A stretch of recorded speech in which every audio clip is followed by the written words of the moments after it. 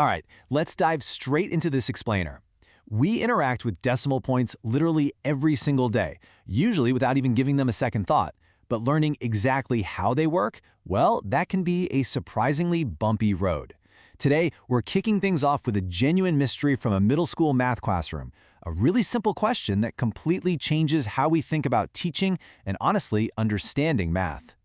But what about the 1/10ths? Now, this is an actual question asked by a Year 7 student named Trissy. And, at first glance, it kind of sounds like a silly, made-up word, right? But as we unpack the logic behind it, it totally reframes how we think about the way our brains process new mathematical rules. Trissy wasn't just guessing here, she was deducing. To get to the bottom of this little mystery, here's our roadmap. We'll start with the once misconception. Then we'll be shifting the mirror, building decimal understanding, and finally, looking at decimals in real life.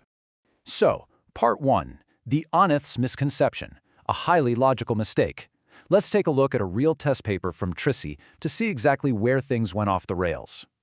Looking at Trissy's actual handwriting here, the question asked for the place value of the 8 in the decimal 6.781. Trissy confidently answered tenths, but as we know, the 8 is actually in the hundreds column. When her teacher dug a little deeper, she realized Trissy's answers were consistently off by exactly one place. And why? Because Trissy firmly believed that the 7, that first number right after the decimal point, was in the 1/10ths column. When her teacher actually sat down and asked her to explain her thinking, Trissy laid out some pretty solid logic. She said, if it was 8/100ths, it means 8 out of 100. So 8/1ths is 8 out of 1. Think about it. She was taking the rules she already knew perfectly well about whole numbers, where the first column is the ones column, and just applying them directly to the right side of the decimal point. This brilliantly illustrates what psychologist Talia Ben-Zeev calls a rational error. See, Trissy wasn't making a random, careless mistake, not at all. She was just using her prior knowledge of whole numbers to try and solve an unfamiliar problem. She built a rule that was completely 100% logically consistent in her own mind. It just happened to be mathematically incorrect. It really shows that sometimes the stuff we already know can actually interfere with learning a new concept if the differences aren't clearly pointed out. Moving on to part 2, shifting the mirror, finding the true mathematical center. Let's explore a very common teaching metaphor that actually causes this rational error in the first place. The confusion often stems from what researchers call the mirror metaphor. A lot of times, students mistakenly treat the decimal point itself as the mirror. They think, okay, thousands, hundreds, tens, ones, boom, decimal point, ones, tenths, hundreds. And honestly, visually, it makes perfect sense. But, and this totally blew my mind, it's actually a flawed metaphor. The true symmetry of the decimal place value system actually revolves around the ones column, not the decimal point. Tens pair with tenths, hundreds pair with hundreds, all balancing beautifully on either side of the ones. The decimal point's only job is, well, literally just to sit there and point out where that ones column is.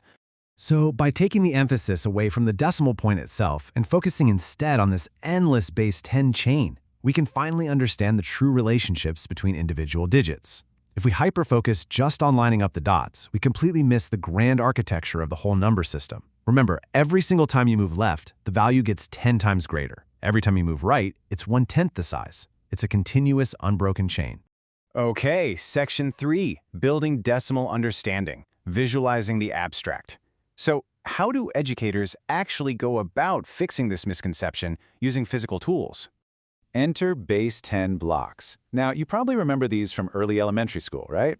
Usually that big square flat meant 100, but educator Laura Candler uses them to completely rewire decimal understanding by simply changing the scale. Now the large flat square represents exactly one whole. The skinny rods, which are 10 times smaller, represent 1/10th, or the tenths column. And those tiny little unit cubes represent 1/100th, or the hundredths column. It gives students a real tactile way to grab on to these abstract fractional values. I absolutely love this analogy from Laura Candler because it instantly grounds the concept in the real world. She tells her students, think of the flat as one whole, maybe one whole cake for a family of mice, right? If you slice that mouse cake into 10 equal parts, each rod is exactly 1/10 of the cake. Cut those slices into 10 even smaller parts, and you get the tiny unit cubes, 1/100th of the cake. Suddenly, 0.1 and 0.01 aren't just invisible abstract math concepts anymore, they're literal, physical slices of cake you can hold in your hand. Let's see how this actually builds in practice.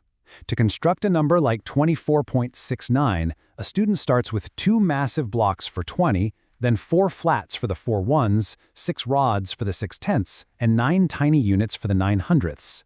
By physically building the number from left to right, the student practically proves to themselves that each place to the left is exactly 10 times greater than the one on its right. Presto, no one-ths column required. Which brings us to our final section, decimals in real life, the invisible precision holding our world together. Now that we've solved the great classroom mystery, why does mastering this precision matter so much outside of school? Well, decimals are quite literally everywhere.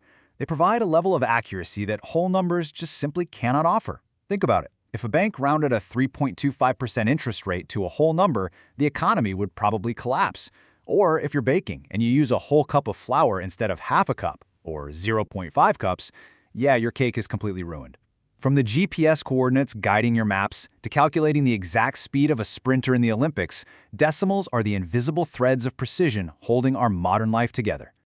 Let's apply this to a highly relatable, everyday example, figuring out the cost of a trip to the movies. Look at these prices. A ticket is $8.25, popcorn is $6, soda is $4.75, candy is $3.50. Notice how almost nothing is a clean, even dollar amount. So if we take 2 people to the movies, the math gets very real very fast. 2 tickets at $8.25 is $16.50. 2 sodas at $4.75 is $9.50. Add in the popcorn and your grand total comes out to $38. Organizing and calculating these decimal points accurately is what ensures you're budgeting properly and, maybe most importantly, that you definitely don't overpay at the concession stand.